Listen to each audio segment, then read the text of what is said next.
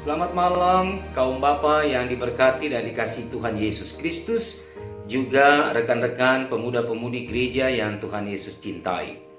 Malam ini kita akan kembali membaca dan mendengarkan serta merenungkan firman Tuhan dalam ibadah Pelkat PKB dan Pelkat GP yang kita laksanakan di rumah tangga kita masing-masing. Kekasih-kekasih Tuhan, sebelum kita membaca dan mendengar firman Tuhan, mari saya undang Bapak-bapak dan rekan-rekan pemuda. Kita menyatukan hati pikiran kita di dalam doa memohon bimbingan Roh Kudus. Kita berdoa. Kami mengucap syukur karena kami masih boleh beribadah dalam rumah tangga dengan keluarga kami masing-masing di malam ini, ya Allah.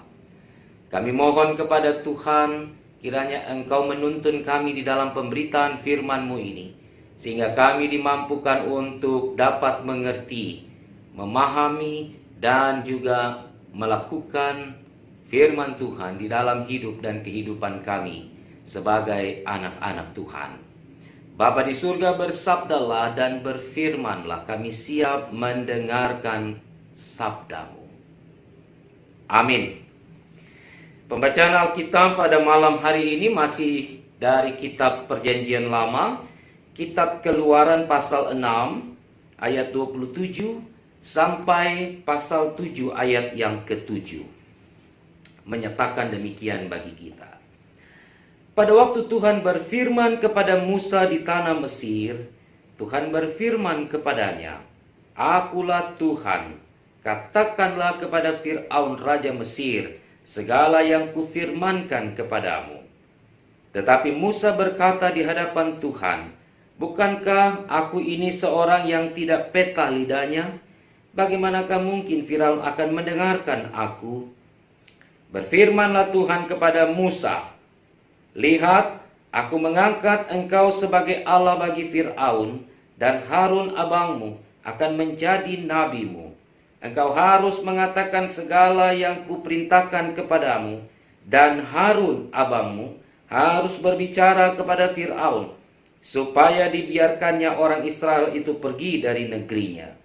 Tetapi aku akan mengeraskan hati Firaun, dan aku akan memperbanyak tanda-tanda dan mujizat-mujizat yang kubuat di tanah Mesir.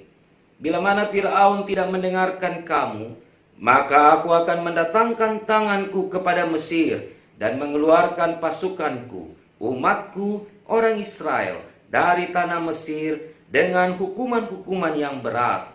Dan orang Mesir itu akan mengetahui bahwa akulah Tuhan apabila aku mengacungkan tanganku terhadap Mesir dan membawa orang Israel keluar dari tengah-tengah mereka." Demikianlah diperbuat Musa dan Harun, seperti yang diperintahkan Tuhan kepada mereka, demikianlah diperbuat mereka. Adapun Musa 80 tahun umurnya dan Harun 83 tahun ketika mereka berbicara kepada Fir'aun. Saudara-saudara yang dikasihi dan diberkati oleh Tuhan Yesus Kristus, saya akan memulai dengan satu hal yang terdapat di ayat yang ke-29 dalam pasal yang ke-6 yang kita baca tadi.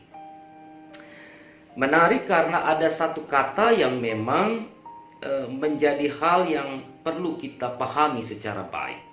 Saya baca ulang ayat 29 di pasal yang ke-6. Tetapi Musa berkata di hadapan Tuhan, "Bukankah aku ini seorang yang tidak petah lidahnya? Bagaimanakah mungkin Firaun akan mendengarkan aku?"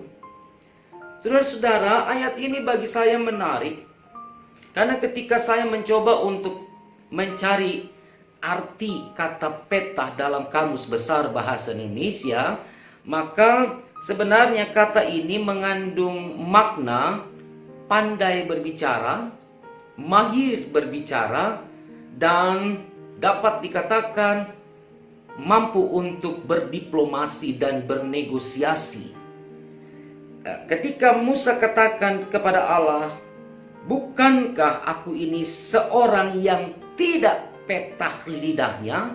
Atau dengan kata lain, seorang yang tidak pandai, tidak cakap, tidak mahir berbicara kepada Fir'aun, Dan bagaimana mungkin Firaun akan mendengarkan aku?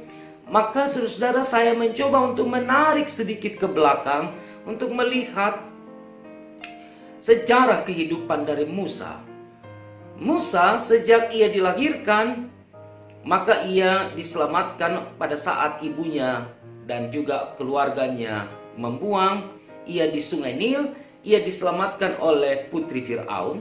Musa besar di dalam kerajaan Firaun. Musa besar di dalam pola didikan di istana Firaun, istana Mesir. Kekasih-kekasih Tuhan, tidak mungkin seorang seperti Musa yang besar dan juga bertumbuh, berpendidikan, dan dibekali dengan begitu baik di dalam istana yang megah, istana yang mumpuni itu, tidak mampu untuk berbicara. Adalah sesuatu hal yang tidak masuk dalam logika ketika Musa menyatakan kepada Allah bahwa dia tidak pandai untuk bicara, karena mungkin dan dipastikan bahwa Firaun tidak akan pernah mendengarkan dirinya. Bagi saya, apa yang dikatakan Musa di hadapan Allah adalah sesuatu yang coba ditawarkan kepada Allah, agar Allah mencari orang lain yang mampu berdiplomasi, yang mampu berdialog, yang mampu melunakkan hati Firaun agar membebaskan orang Israel dari tanah Mesir. Nah, untuk itu ada 2 poin yang saya temukan, saudara-saudara, di dalam ungkapan atau pernyataan statement Musa ini. Yang pertama, saya meragukan bahwa Musa tidak pandai berbicara. Tetapi apa yang dikatakan Musa memiliki alasan yang sangat tepat atau yang sangat pas menurut saya. Karena yang pertama, Musa besar di Firaun seperti yang saya katakan tadi. Dan saya menduga Musa sangat mengenal karakter Firaun. Musa sangat tahu bahwa siapapun tidak dapat mengubah keputusan dari Firaun. Mengapa Musa tahu? Karena Musa menyaksikan proses itu setiap hari dalam masa-masa hidupnya di dalam istana Mesir itu. Sehingga bagi dirinya tidaklah mungkin ia dapat melunakkan hati Firaun atau mengubah keputusan dari Firaun supaya umat Israel, budak-budak Israel itu dibebaskan dari Mesir. Alasan yang kedua, karena Musa mengukur pekerjaan dan tugas tanggung jawab yang diberi oleh Allah di dalam perspektif dirinya, bahwa dia tidak mampu, dia tidak punya kemampuan, kemahiran, dia tidak punya kapasitas untuk melakukan tugas itu. Musa lupa bahwa pekerjaan ini bukan dia yang menentukan. Musa lupa bahwa Allah yang memerintahkan kepadanya untuk berbicara kepada Firaun adalah Allah yang punya kuasa besar di atas kuasa apapun. Oleh sebab itu 2 poin ini bagi saya menjadi sesuatu yang wajar, yang pantas ketika Musa menyampaikan di ayat 29 kepada Allah. Nah, Allah sebagai pemberi tugas juga sangat memahami apa yang menjadi basic latar belakang dari pikiran Musa, sehingga dia berstatement atau memberikan pikiran di dalam ucapannya di ayat 29. Karena itu Tuhan tidak habis akal.